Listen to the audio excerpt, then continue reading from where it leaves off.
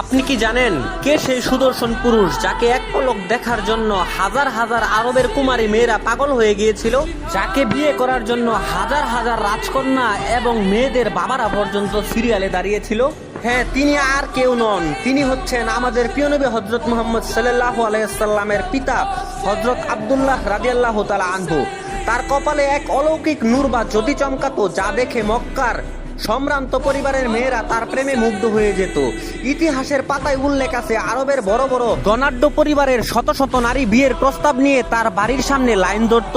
এমনকি কেউ কেউ তো বিয়ের বিনিময়ে কয়েকশো উট এবং অডেল সম্পদ দেওয়ার ঘোষণা দিয়েছিল। কিন্তু সেই নূর বা জ্যোতি কেবল একজনের জন্যই নির্ধারিত ছিল। শত হাজার নারীর স্বপ্ন ভেঙে দিয়ে আল্লাহ তাআলা সেই পবিত্র আমানতের জন্য বেছে নিয়েছিলেন বিবি আমিনাকে। আমাদের প্রিয় নবী হযরত মুহাম্মদ সাল্লাল্লাহু আলাইহি সাল্লামের পিতাকে দেখে যেখানে আরবের লক্ষ লক্ষ নারীরা পাগল হয়ে গিয়েছিল, সেখানে আমাদের প্রিয় নবী হযরত মুহাম্মদ সাল্লাল্লাহু আলাইহি সাল্লামের চেহারা কত সুন্দর হতে পারে তুমি কি কল্পনা করতে পারো? তুমি যদি আমাদের প্রাণের নবী হযরত মুহাম্মদ সাল্লাল্লাহু আলাইহি সাল্লামকে ভালোবাসো, তাহলে কমেন্টে লিখো আই লাভ মুহাম্মদ এবং চ্যানেলটি সাবস্ক্রাইব করো।